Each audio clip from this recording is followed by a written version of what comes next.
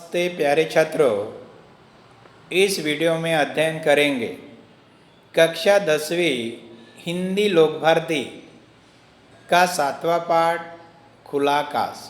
खुला आकाश यानी स्वच्छंद होकर जीना, और इस पाठ के लेखक है कुंवर नारायण जी। इस पाठ के दूसरे भाग का अध्ययन करेंगे। जाने खुद को। लेखक कहते हैं कि हमें जीवन यापन करते समय स्वयं को जानना चाहिए। इसके बारे में देखते हैं। बिल्कुल चुपचाप बैठकर सिर्फ अपने बारे में सोचें। कोशिश करें कि दूसरे या सब कहीं भी उस आत्मचिंतन के बीच में ना आए। आत्मचिंतन यानी अपने बारे में विश्लेषण करते समय किसी दूसरे ने आना नहीं चाहिए। आत्मचिंतन का दूसरा शब्द है स्वयं के द्वारा स्वयं का आत्मचिंतन करना। जब अपन स्वयं का आत्मचिंतन करते हैं उस समय कोई दूसरा नहीं आना चाहिए। इससे दो फायदे होंगे। आत्मचिंतन करने से हमें दो फायदे होंगे।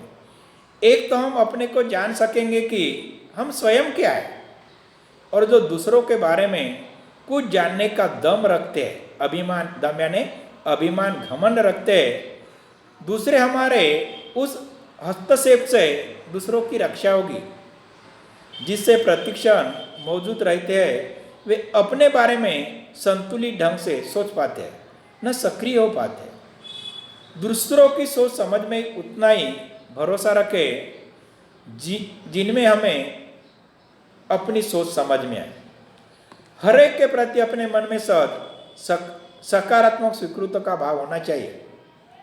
लेखक कहते हैं कि दूसरे के बारे में भी हमें पॉजिटिव सोचना चाहिए, निगेटिव या नकारात्मक सोचना नहीं चाहिए। दूसरा अन्य नहीं अंतमय है। अंतमय यानी अंतर्मन है, हमारी प्रतिरूप है, हम इससे अलग या भिन्न नहीं है। ये लिखा था विद्यार्थी मित्रों लेखक ने 12 नवंबर 1998। अब अगला सुनिए। सिर्फ मनुष्य होते हैं।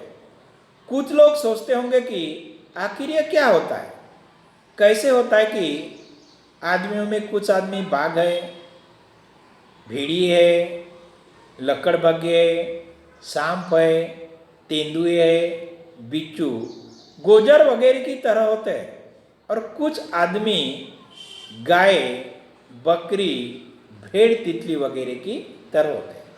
यानी इस संसार में मनुष्य जो है हर तरह के उनका जो नेचर है वो नेचर हर इंसान का अलग अलग तरीके का हमें दिखाई देता है। ऐसा क्यों नहीं होता कि जिस तरह सारे बाघ केवल बाघ ही होते हैं और कुछ नहीं। जैसे कि विद्यार्थी मित्रों, अपन बाघ देखेंगे तो नियर अबाउट बाघ का जो स्वभाव होता है नियर अबाउट हमें सरीका दिखाई देता है, लेकिन इंसान का वैसा नहीं है। हर इंसान का स्वभाव, रहन सहन हमें अलग दिखाई देता है। या जैसे सारी गाय केवल गाय ही होती है और कुछ नहीं, उसी तरह मनुष्य केवल मनुष्य होते हैं और कुछ नहीं। विद्यार्थी मित्रों, मनुष्य में और पशु में यही अंतर है। हर मनुष्य का स्वभाव अलग अलग तरीके का होता है, लेकिन पशुओं का स्वभाव लगभग एक जैसा ही होता है। ये लेखक ने लिखा 7 अगस्त 1999। लुका छिपाकर जीना। लेखक क्या कहते हैं? लुका छिपाकर जीना यानी लुका छिपी कर जीना। मुझे जीवन को सहज और खुले ढंग से जीना पसंद है। लेखक कहते हैं कि मुझे सहज यानी सरल, सिंपल तरीके से और खुले ढंग से जीना मुझे पसंद है। चीज़ों को लुका छिपाकर, बातों और व्यवहार को रचा बसा कर जीना मुझे सख्त नापसंद है। वह चारित्रिक बेईमानी है जिसे हम व्यवहार कुशलता का नाम देते हैं। इसके पीछे आत्मविश्वास की कमी झलकती है। आत्मविश्वास यानी अपनी शक्ति और अपनी योग्यता पर विश्वास।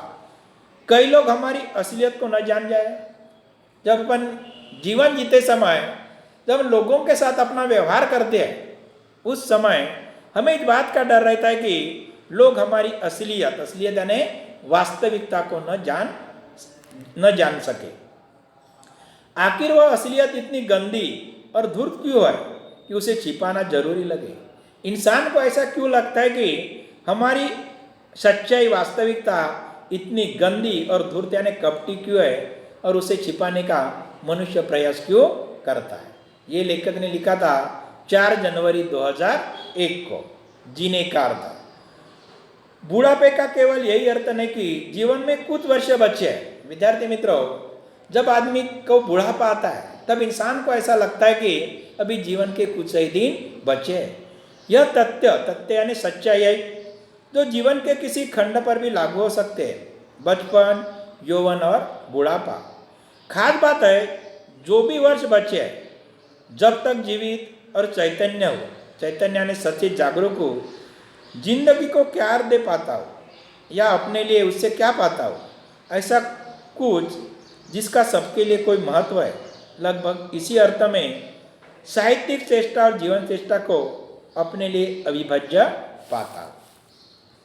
75 का हो रहा हूँ। लेखक कहते हैं कि मेरी उम्र जो अभी 75 साल हो गई, यानी जीने के लिए अब कुछ ही वर्ष बचे हैं, लेकिन जीना बंद नहीं हो गया है। अब एहसास यानी अनुभव की मृत्यु बहुत दूर नहीं है। तब लेखक को ऐसा लगने लगा कि अब मैं बूढ़ा हो गई हूँ और मेरे मृत्यु बहुत ही करीब है। उम्र के किसी भी मोड़ पर हो सकते हैं। जो मेरी मृत्यु है उम्र के किसी के मोड़ पर भी आ सकती है। ऐसा भी है मेरे साथ, तब हो या अब, यह सवाल अपनी जगह बना रहता है कि जीवन को किस तरह जिया जाए, सार्थकता यानी अर्थपूर्ण, उपयोगी से अपने लिए या दूसरों के लिए। तब लेखक को ऐसा लगने लगा कि जो जीवन है वो अपने लिए या दूसरों के लिए जीना चाहिए। दिल्ली में रहना, लेखक कहाँ रहते थे? दिल्ली में रहते थे। दिल्ली शहर में घर ढूंढ रहा हूँ। लेखक कहते हैं कि दिल्ली शहर में मैं रहने के लिए एक घर के तलाश में हूँ, खोज रहा हूँ। शहर जैसे एक बहुत बड़ी बस है। जो शहर होते हैं, शहर एक बहुत बड़ी बस की तरह होते हैं, सवारियां से लंथपंथ, हर व्यक्ति चलायमान। दिल्ली में रहने का मतलब कई पायदान बराबर 2 कमरे में 2 पाँव टिका कर किसी तरह लटके जाओ और लटके रहो उम्र भर। जिंदगी का मतलब बस इतना ही है कि जब तक बन पड़े लटके रहो, फिर धीरे से कई भीड़ भाड़ में गिर जाओ। ये लिखा था लेखक ने 12 जून 2003। बाहर निकलना, जो हम शौक से करना चाहते हैं उसके लिए रास्ता निकाले। विद्यार्थी मित्रों, हम अपने जीवन में जो कुछ अपने शौक, हॉबी से करना चाहते हैं उसके लिए हम रास्ता निकालते हैं। जो नहीं करना चाहते उसके लिए बहाने निकाल लेते हैं। लेखक कहते हैं कि जो काम अपन अपने शौक से करते हैं उससे हम कितना भी काम कठिन रहे तो उससे रास्ता निकालते हैं, लेकिन जो काम हम करना नहीं चाहते मन से उसके लिए हम बहाने ढूंढते हैं। अपने से बहस दूसरों से नहीं, अपने से करना चाहिए। लेखक कहते हैं कि जो बहस होती है, बहस हमें दूसरे से नहीं, हमें स्वयं से करनी चाहिए। उससे सच्चाई हाथ लगती है। स्वयं से बहस करने से वास्तविकता का हमें पता चल जाता है। दूसरों को सिर्फ सुनना चाहिए। दूसरों से बहस से केवल झगड़ा हाथ लगता है। दूसरे जब हम बहस करेंगे तो केवल हमारे हाथ में झगड़ा ही लगता है। चीज़ों की गुलामी।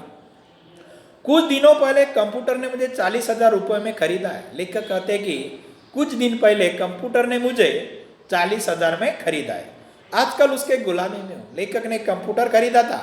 लेखक को ऐसा लगने लगा कि कंप्यूटर का मैं गुलाम हो गया हूँ। उसके नखरे को सिर झुकाकर झेलने में अपना कल्याण देख रहा हूँ। झेलना यानी सहन करना, कल्याण यानी भलाई। और कंप्यूटर के नखरे झेलने में ही, सहन करने में ही मैं अपनी भलाई समझ रहा हूँ। उसका वादा है कि एक दिन वो मुझे लिखने पढ़ने से पूरी आज़ादी देगा। फिलहाल उसकी एकनिष्ठ सेवा में ही मेरा उज्जवल भविष्य है। इससे पहले एक मोटर मुझे भारी दामों में खरीद चुकी थी। दूसरे लेखक को लगा कि उसके पहले मुझे जो मोटर थी वह मुझे भारी दामों में खरीद चुकी थी।